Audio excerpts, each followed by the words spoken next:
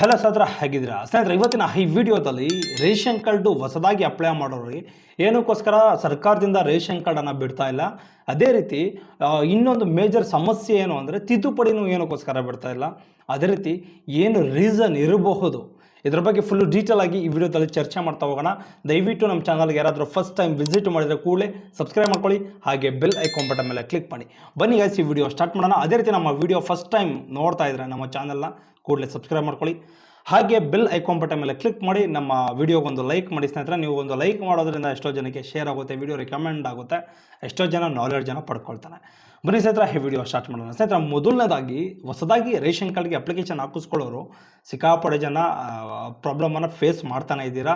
ಅದಕ್ಕೆ caste income ಬಿಟ್ಟಿದ ತಕ್ಷಣ ಇರೋದಿಲ್ಲ, ಒಂದು ಪ್ರಾಬ್ಲಮ್ಗಳಿರ್ತದೆ, ಒಂದು ಡಾಕ್ಯುಮೆಂಟ್ಸ್ಗಳು ಕರೆಕ್ಟಾಗಿ ಇರೋದಿಲ್ಲ, ಅದು ಒಂದು ಪ್ರಾಬ್ಲಮ್ ಇರ್ತಾ ಆಯ್ತಾ. ಇವೆಲ್ಲ ರೆಡಿ ಮಾಡ್ಕೊಂಡು ಆದ್ರೂ ಸಹ ಸರ್ಕಾರದಿಂದ ಒಂದು ವೆಬ್ಸೈಟಲ್ಲಿ ರೇಷನ್ ಕಾರ್ಡೇ ಬಿಡೋದಿಲ್ಲ. ಹೊಸದಾಗಿ ಅರ್ಜಿ ಹಾಕಿಸ್ಕೊಳ್ಬೇಕು ಅಂದರೆ ಅದರಲ್ಲಿ ಬಿಡ್ತಾನೆ ಇಲ್ಲ, ಅರ್ಥ ಆಯ್ತಾ. ಬಿಟ್ಟರು 1 ಅವರ್ ಬಿಡ್ತಾರೆ, ಸರ್ವರ್ ಇರೋದಿಲ್ಲ. ಇದೆಲ್ಲ ಏನು ಪ್ರಾಬ್ಲಮ್ ಇರ್ಬೋದು ಸ್ನೇಹಿತರೆ? ಇದೆಲ್ಲ ಮೇಜರ್ ಪ್ರಾಬ್ಲಮ್ ಏನು ಅಂದರೆ ಬಿಟ್ಟಿ ಭಾಗ್ಯಗಳ ಒಂದು ಪರಿಣಾಮ ಇದ್ರ ಮೇಲೆ ಬೀಳ್ತಿದೆ ಅಂತಲೇ ಹೇಳ್ಬೋದು. ಯಾಕೆ ಅಂದರೆ ಈಗ ಹೊಸದಾಗಿ ಅರ್ಜಿ ಬಿಟ್ಟರೆ ಇಮ್ಮಿಡಿಯೇಟ್ಲಿ ಏನು ಮಾಡಬೇಕು ಅಂದರೆ ಜಾಸ್ತಿ ಆಗುತ್ತೆ, ಅಪ್ಲಿಕೇಶನ್ ಹಾಕೋರ ಸಂಖ್ಯೆ ಹೆವಿ ಆಗುತ್ತೆ. ಅವಾಗ ಏನು ಮಾಡ್ತಾರೆ, ಇವತ್ತೆಲ್ಲ ನಾಳೆ ರೇಷನ್ ಕಾರ್ಡ್ ಕಂಪಲ್ಸರಿ ಖಂಡಿತವಾಗ್ಲಾದರೂ ಬಂದೇ ಬರುತ್ತೆ. ಆದರೆ ಲಾಸ್ ಆಗೋದು ಗೌರ್ಮೆಂಟ್ಗೆ. ಯಾಕೆಂದರೆ ಒಂದು ಕಾರ್ಡಿಂದ ಸುಮಾರು ಬೆನಿಫಿಟ್ಸ್ಗಳಿದೆ ನಮಗೆ.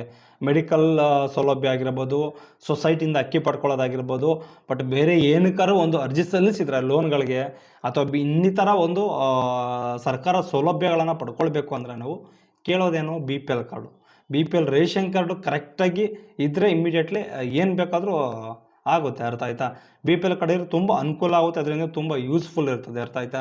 ಆದರೆ ಇಷ್ಟೆಲ್ಲ ಕೊಡಬೇಕಾಗುತ್ತೆ ಅನ್ನೋ ಒಂದು ಉದ್ದೇಶದಿಂದ ರೇಷನ್ ಕಾರ್ಡ್ನ ಬಿಡ್ತಾ ಇಲ್ವೋ ಹೊಸದಾಗಿ ಅರ್ಜಿ ಹಾಕಿಸ್ಕೊಳ್ಳೋದಕ್ಕೆ, ಅಥವಾ ಇನ್ನೇನಾದರೂ ರೀಸನ್ ಇದೆಯೋ ಗೊತ್ತಿಲ್ಲ. ಆದರೆ ಒಂದು ಬಿಟ್ಟಿ ಭಾಗ್ಯಗಳ ಒಂದು ಪ್ರಭಾವ ಎಫೆಕ್ಟಿವ್ ಆಗಿ ಬಿದ್ದಿದೆ ರೇಷನ್ ಕಾರ್ಡ್ ಮೇಲೆ ಅಂತಲೇ ಅಲ್ಲ, ನಮ್ಮ ಜನರುಗಳ ಮೇಲೂ ಸಹ ಎಫೆಕ್ಟಿವ್ ಆಗಿ ಬಿಟ್ಟಿ ಭಾಗ್ಯಗಳ ಪ್ರಭಾವ ಬಿದ್ದಿದೆ ಅಂತಲೇ ಹೇಳ್ಬೋದು. ಎಷ್ಟೋ ಜನರಿಗೆ ಈ ಟೈಮ್ನಲ್ಲಿ ಈಗ ಅನ್ನಿಸ್ತಿರ್ತದೆ, ಬಿಟ್ಟು ಏನಕ್ಕಾದರೂ ಕೊಡ್ತಿದ್ದಾರಪ್ಪ, ಸ್ಟಾಪ್ ಮಾಡಿದ್ದೀರಿ, ತುಂಬ ಅನುಕೂಲ ಆಗ್ತಿತ್ತು ಅಂತ. ಎಷ್ಟೋ ಜನಕ್ಕೆ ಇದೇ ಥರ ಒಂದು ಫೀಲ್ ಆಗ್ತಿರ್ತದೆ, ಅರ್ಥ ಆಯ್ತಾ. ಏಕೆಂದರೆ ಸಿಕ್ಕಾಪಟ್ಟೆ ಅಕ್ಕಿ ರೇಟು ಜಾಸ್ತಿ ಆಗಿದೆ, ಅಕ್ಕಿನೂ ಸಹ ಕೊಡ್ತಾ ಇಲ್ಲ, ಅದೇ ಒಂದು ಅಕ್ಕಿ ಅಮೌಂಟ್ ಎಷ್ಟೋ ಜನಕ್ಕೆ ಬರ್ತಾ ಇಲ್ಲ, ಇದೊಂದು ಪ್ರಾಬ್ಲಮ್ಮು. ತಿದ್ದುಪಡಿನೂ ಅಷ್ಟೇ, ತಿದ್ದುಪಡಿನೂ ಇದೇ ರೀಸನ್ಗೋಸ್ಕರನೇ ಬಿಡ್ತಾ ಇಲ್ಲ, ಅರ್ಥ ಆಯ್ತಾ. ತಿದ್ದುಪಡಿ ಬಿಟ್ಟರೆ ಸರ್ಕಾರಕ್ಕೆ ಏನಾಗುತ್ತೆ ಅಂದರೆ ಒಂದು ಎಲ್ಲ ನಿಯಮ ಮಿಸ್ಮ್ಯಾಚ್ ಇರೋವೆಲ್ಲ ಕರೆಕ್ಷನ್ಸ್ ಮಾಡಿಸ್ಕೊಳ್ತಾರೆ. ಎಲ್ಲ ಒಂದು ಅಕ್ಕಿ ಅಮೌಂಟ್ ಯಾರಿಗೆಲ್ಲ ಪೆಂಡಿಂಗ್ ಇರ್ತದೋ ಇಮ್ಮಿಡಿಯೇಟ್ಲಿ ಅವರಿಗೆ ಅಮೌಂಟ್ ಹೋಗ್ಬೇಕು ಅವ್ರಿಗೆ, ಅರ್ಥ ಆಯ್ತಾ. ಅಕ್ಕಿ ಅಮೌಂಟ್ ಏನಿದೆ ಅದು ಹೋಗಬೇಕಾಗುತ್ತೆ. ಅಕಸ್ಮಾತ್ ಇದುವರೆಗೂ ಎಷ್ಟೋ ಜನಕ್ಕೆ ಅಕ್ಕಿ ಹಣನೇ ಬಂದಿರೋದಿಲ್ಲ. ಅದೇ ರೀತಿ ಗೃಹಲಕ್ಷ್ಮಿ ಹಣನೂ ಅಷ್ಟೇ, ನೇಮ್ ಮಿಸ್ಮ್ಯಾಚು, ಅದು ಆಳು ಮುಳು ಅಂತ ಎಲ್ಲ ಹೇಳಿ ಡೆತ್ ಆಗಿರೋರು ಸಹ ಡಿಲೀಟ್ ಮಾಡಿಸೋದಕ್ಕೆ ಅವಕಾಶನೇ ಇಲ್ಲ. ಫುಡ್ ಆಫೀಸ್ಗಳಲ್ಲಿ ಡೆತ್ ಸರ್ಟಿಫಿಕೇಟ್ ತೊಗೊಂಡೋಗಿ ಕೊಟ್ಟರು ಡಿಲೀಟ್ ಮಾಡಿಸ್ಕೊಳ್ಳೋಕೆ ಅವಕಾಶ ಇಲ್ಲ. ಗೃಹಲಕ್ಷ್ಮಿಗೆ ಅಪ್ಲಿಕೇಶನ್ ಹಾಕಿಸ್ಕೊಳ್ಳೋಕೆ ಹೋದರೆ ಡೆತ್ ಆಗಿರೋರು ಹೆಸರು ತೋರಿಸ್ತದೆ. ಅದೇ ರೀತಿ ಒಂದು ಅಕ್ಕಿ ಹಣ ಏನಿದೆ ಅದನ್ನು ಸಹ ಒಂದು ಯಾರು ಡೆತ್ ಆಗಿರ್ತಾರೋ ಅವ್ರ ಅಕೌಂಟ್ಗೆ ಫಸ್ಟು ಇತ್ತಲ್ಲ ಪೋಸ್ಟ್ ಆಫೀಸ್ ಅಕೌಂಟ್ಗಳೆಲ್ಲ ಮಾಡಿಸ್ಕೊಂಡಿರ್ತಾರೆ, ಆ ಅಕೌಂಟ್ಗೆ ಹಣ ಜಮಾವಣೆ ಆಗ್ತಿದೆ. ಎಷ್ಟೋ ಜನ ಇದೇ ಒಂದು ಮೇನ್ ರೀಸನ್ ಅಂತಲೇ ಹೇಳ್ಬೋದು. ಅಂದರೆ ಒಂದು ಗೃಹಲಕ್ಷ್ಮಿಗಳು ಆಗಿರ್ಬೋದು, ಗೃಹ ಜ್ಯೋತಿ ಆಗಿರ್ಬೋದು, ಅಥವಾ ಒಂದು ಅದೇ ಅಕ್ಕಿ ಹಣ ಆಗಿರ್ಬೋದು, ಅನ್ನಭಾಗ್ಯ ಯೋಜನೆ, ಇದಕ್ಕೆಲ್ಲ ಒಂದು ಜಾಸ್ತಿ ಹಣ ಸ್ಪೆಂಡ್ ಮಾಡ್ತಿರೋದೇ ರೇಷನ್ ಕಾರ್ಡಿಂದನೇ.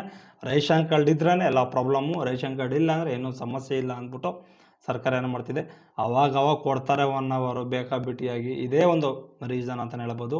ರೇಷನ್ ಕಾರ್ಡ್ಗೆ ಅರ್ಜಿ ಹಾಕಿಸ್ಕೊಂಡ್ರೂ ಸಹ ಸಿಕ್ಕಾಪಟ್ಟೆ ದಿನ ವೆಯ್ಟ್ ಮಾಡಬೇಕು, ಅರ್ಥ ಆಯ್ತಾ. ಸಿಕ್ಕಾಪಟ್ಟೆ ವೆಯ್ಟ್ ಮಾಡಬೇಕು. 1 ವರ್ಷ ಆದರೂ ಆಗ್ಬೋದು, 2 ವರ್ಷ ಆದರೂ ಆಗ್ಬೋದು ರೇಷನ್ ಕಾರ್ಡ್ ಬರೋದಕ್ಕೆ, ಸಿಕ್ಕಾಪಟ್ಟೆ ಟೈಮ್ ತೊಗೊಳುತ್ತೆ. ದಯವಿಟ್ಟು ನೀವು ಹೊಸದಾಗಿ ರೇಷನ್ ಕಾರ್ಡ್ಗೆ ಅರ್ಜಿಯನ್ನು ಹಾಕಿಸ್ಕೊಳ್ತಿದ್ದೀನಿ ಅಂದರೆ ಕೂಡಲೇ ಹಳೆ ರೇಷನ್ ಕಾರ್ಡಲ್ಲಿ ಏನಾದರೂ ನೀವು ಇದ್ದರೆ ಇಮ್ಮಿಡಿಯೇಟ್ಲಿ ಡಿಲೀಟ್ ಮಾಡಿಸ್ಕೊಳ್ಳಿ ಹೆಸರು.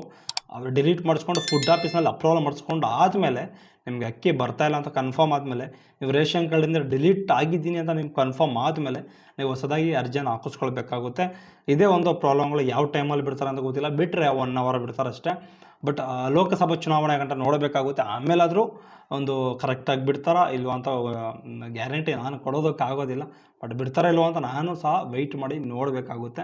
ಬಿಟ್ಟರೆ ತುಂಬ ಒಳ್ಳೆಯದು. ಎಷ್ಟೋ ಜನ ತಿದ್ದುಪಡಿ ಆಗಿರ್ಬೋದು, ಹೊಸ ಅರ್ಜಿ ಆಗಿರ್ಬೋದು, ಸಿಕ್ಕಾಪಟ್ಟೆ ಜನ ವೆಯ್ಟ್ ಮಾಡ್ತಾಯಿದ್ದೀರಾ. ಎಷ್ಟೋ ಜನ ಅರ್ಜಿಯನ್ನು ಹಾಕಿಸ್ಕೊಳ್ಳೋದಕ್ಕೆ ಎಷ್ಟೋ ಜನರಿಗೆ ಅನುಕೂಲ ಆಗುತ್ತೆ, ಅರ್ಥ ಆಯ್ತಾ. ಇಷ್ಟು ಒಂದು ಸರ್ಕಾರದ ಯೋಚನೆ ಇರಬಹುದು. ಇಷ್ಟು ಈ ವಿಡಿಯೋದಲ್ಲಿ ತಿಳಿಸ್ಕೊಟ್ಟಿದ್ದೀನಿ, ಅರ್ಥ ಆಯ್ತಾ. ನೆಕ್ಸ್ಟು ವಿಡಿಯೋದಲ್ಲಿ ಯಾವಾಗಾದರೂ ರೇಷನ್ ಕಾರ್ಡ್ಗಳು ಬಿಟ್ಟರೆ ಇಮಿಡಿಯೇಟ್ಲಿ ನಾನು ನಿಮಗೆ ತಿಳಿಸ್ಕೊಡ್ತಾ ಹೋಗ್ತೀನಿ. ಯಾವುದಾದ್ರೂ ಅಪ್ಡೇಟಿಂಗ್ ಆದಂಥ ವಿಚಾರಗಳಿದ್ರೂ ಸಹ ನಾನು ನಿಮಗೆ ತಿಳಿಸ್ಕೊಡ್ತಾ ಹೋಗ್ತೀನಿ. ಸೈಬರಲ್ಲಿ ಅಪ್ಲಿಕೇಶನ್ ಹಾಕ್ಕೊಂಡು ಅನುಕೂಲ ಆಗುವಂಥ ಒಂದು ವೀಡಿಯೋಗಳನ್ನೇ ನಾನು ನಿಮಗೆ ಮಾಡಿಕೊಡ್ತಾ ಹೋಗ್ತೀನಿ. ದಯವಿಟ್ಟು ಸ್ನೇಹಿತರೆ, ನಿಮ್ಗೆ ಏನಾದರೂ ಡೌಟ್ಸ್ ಇದ್ದರೆ ಇಮಿಡಿಯೇಟ್ಲಿ ಕಮೆಂಟನ್ನು ಮಾಡಿ. ಕಮೆಂಟ್ಗೆ 24 ಅವರ್ಸಲ್ಲಿ ನಾನು ನಿಮಗೆ ರಿಪ್ಲೈನ ಕೊಡ್ತೀನಿ. ದಯವಿಟ್ಟು ನಮ್ಮ ಚಾನಲ್ಗೆ ಸಬ್ಸ್ಕ್ರೈಬ್ ಮಾಡ್ಕೊಳ್ಳಿ ಸ್ನೇಹಿತರೆ. Okay bye. ನೆಕ್ಸ್ಟ್ ವಿಡಿಯೋದಲ್ಲಿ ಇದೇ ರೀತಿ ಅಪ್ಡೇಟಿಂಗ್ ಆದಂಥ ಒಂದು ವಿಚಾರಗಳಿದ್ರೆ ತಿಳಿಸ್ಕೊಡ್ತಾ